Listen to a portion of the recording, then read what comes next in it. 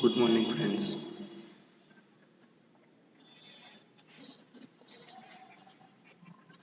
તારા વિદ્યા મંદિર હાઈસ્કૂલમાંથી મિનેશ રાણા ધોરણ 12ની અંદર આજનો વિષય લઈને આવ્યો છું વાણિજ્ય વ્યવસ્થા અને સંચાલન. તો વિદ્યાર્થી મિત્રો, આજના વિડીયોની અંદર આપણે હેનરી ફેયરના સંચાલનના સિદ્ધાંતો વિશે આગળ વધીશું. આપને ખ્યાલ છે ત્યાં સુધી આપણે લાસ્ટ વિડીયોની હેનરી ફેયરના સંચાલનના સિદ્ધાંતો વિશે ચર્ચા કરી રહ્યા છે. હેનરી ફેયરના ટોટલ 14 સિદ્ધાંતો છે, જેમાંથી આપણે આગળ ચર્ચા કરીશું સામાન્ય હિતને વધુ અને વ્યક્તિગત હિતને ગૌણ સ્થાન.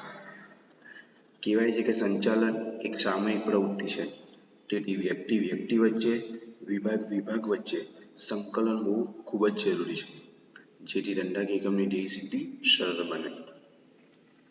આમ આ સિદ્ધાંત એવું દર્શાવે છે કોઈ વ્યક્તિગત કે કર્મચારીના જૂથના હિતને સમગ્ર એકમના હિતની સામે ગૌણ ગણવું જોઈએ. એટલે કે વ્યક્તિગત હિત કરતાં સામાન્ય હિતને પ્રાધાન્ય વધારે આપવું જોઈએ.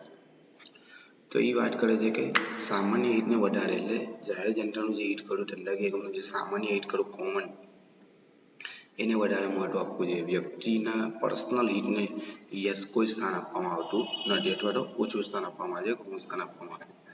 તો આપણે જાણીએ છીએ તેમ છતાં સંચાલન એક સામૂહિક પ્રવૃત્તિ છે, એટલે તમામ વ્યક્તિઓના જૂથ દ્વારા થતી પ્રવૃત્તિ છે. તેથી વ્યક્તિ વચ્ચેનું બોન્ડિંગ, ડિપાર્ટમેન્ટ વચ્ચેનું જે બોન્ડિંગ, એમનું જે સંકલન, કોઓર્ડિનેશન છે એ વ્યવસ્થિત હોવું જોઈએ. તો ધંધાકીય એકમની ધ્યેય સિદ્ધિ તમે કરી શકો અને સરળતાથી કરી શકો.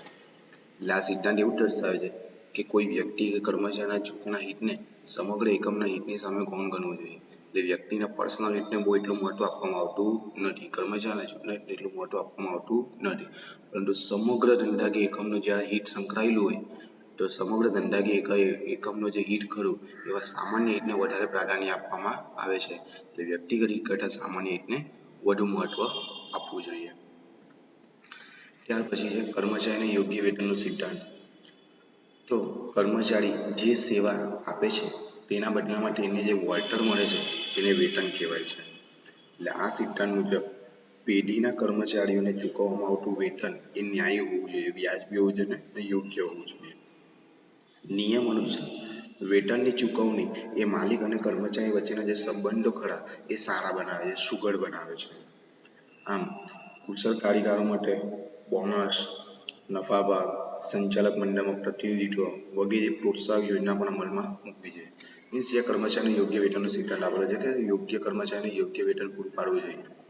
જે કર્મચારીઓ ધંધાકીય એકમમાં બિનકાર્યક્ષમ છે તો એવા બિનકાર્યક્ષમ કર્મચારી માટે એ જ પ્રકારનું વેતન એમને યોગ્ય લાગે તેવા પ્રકારનું વેતન એમને પ્રોવાઈડ કરવું જોઈએ. તો કર્મચારી ધંધાકીય એકમમાં જે સેવા આપે છે એના બદલામાં એને જે કમ્પન્સેશન, વળતર આપવામાં આવે છે એને આપણે વેતન કહીએ છીએ.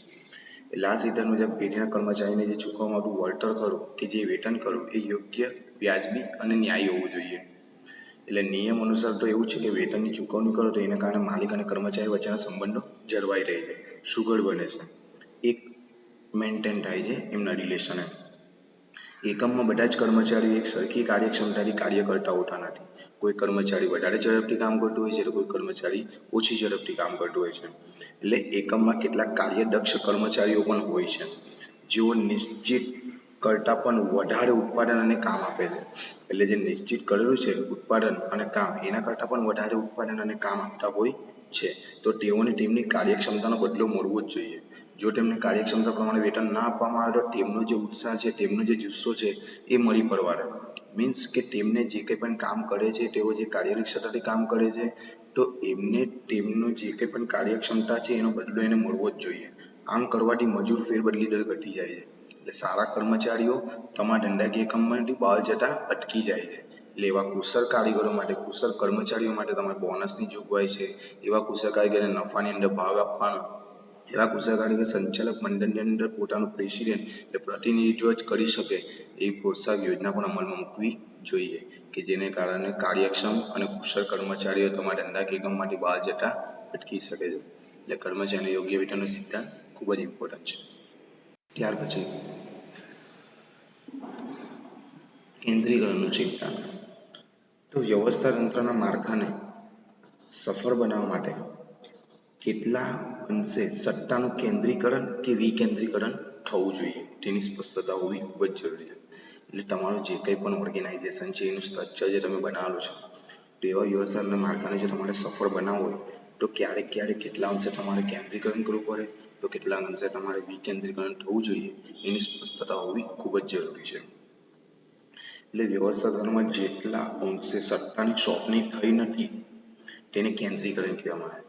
એટલે કેન્દ્રીકરણ કોને કહેવાય કે જ્યાં સુધી સત્તા કોઈ એક જ વ્યક્તિના હાથમાં હોય, કોઈ એક જ વ્યક્તિના હાથમાં કેન્દ્રિત થયેલું હોય, એ જ બધું નિર્ણય ડિસિઝન ને બધું લે તો એને કેન્દ્રીકરણ કહેવાય. એટલે કેન્દ્રીકરણ એટલે જ્યારે સત્તા કોઈ એક જ વ્યક્તિના હાથમાં હોય એને કેન્દ્રીકરણ કહેવાય. તો વિકેન્દ્રીકરણનો તમે અર્થ સમજી શકો છો કે જ્યારે સત્તાની એક કરતાં પણ વધારે વ્યક્તિઓની અંદર વહેંચણી કરવામાં આવે તો તેને વિકેન્દ્રીકરણ કહેવાય.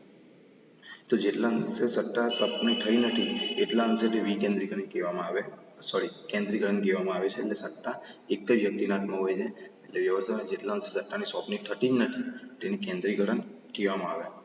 આમ કર્મચારીની શક્તિનો શ્રેષ્ઠ ઉપયોગ થાય તે માટે કેન્દ્રીકરણના સિદ્ધાંતને અપનાવવો જરૂરી છે. એટલે કર્મચારીમાં રહેલી જે છુપી શક્તિ છે, એમનામાં રહેલી જે શક્તિ છે, જે સૂઝબૂઝ છે, એનો શ્રેષ્ઠ ઉપયોગ કરવો હોય અથવા શ્રેષ્ઠ ઉપયોગ આપણે કરાવવો હોય તે માટે કેન્દ્રીકરણનો સિદ્ધાંત અપનાવવો ખૂબ જ જરૂરી છે. આમ મોટા કદના એકમોમાં કેન્દ્રીકરણ ઓછું સફળ થાય છે. એટલે જ્યાં ધંધાકીય એકમનું કદ મોટું હોય ત્યાં કેન્દ્રીકરણ શક્ય બનતું નથી. તેથી એકમના કદ મુજબ કેન્દ્રીકરણ અને વિકેન્દ્રીકરણ કરવામાં આવે છે. તો આ જ વિદ્યાર્થી મિત્રો કેન્દ્રીકરણનો સિદ્ધાંત અને વિકેન્દ્રીકરણ. તો જ્યાં ધંધાકીય એકમનું કદ મોટું હોય ત્યાં કેન્દ્રીકરણ એટલું સફળ થતું નથી, પણ જ્યાં મોટા ધંધાકીય એકમમાં વિકેન્દ્રીકરણ કરવું ખૂબ જ જરૂરી બની જાય છે. એટલે આમ ધંધાકીય એકમનું કદ કેટલું છે એના આધારે તમે કેન્દ્રીકરણ અને વિકેન્દ્રીકરણનો સિદ્ધાંત રજૂ કરી શકો છો, લાગુ પાડી શકો છો. કેન્દ્રીકરણના સિદ્ધાંત એટલે તમને લાભ મળે કે ભાઈ કર્મચારીમાં રહેલી જે સૂઝબૂઝ છે, એમને મળેલું જે ઇન્ટરનલ નોલેજ છે, એમના મળેલી જે આંતરિક શક્તિ છે એનો તમે શ્રેષ્ઠ ઉપયોગ કરાવી શકો છો. તો વિદ્યાર્થી મિત્રો આજના વિડીયોમાં બસ આટલું જ. આગલા વિડીયોની અંદર હેનરી ફેલર સંચાલનના સિદ્ધાંતો વિશે આગળ ચર્ચા કરીશું. Thank you so much.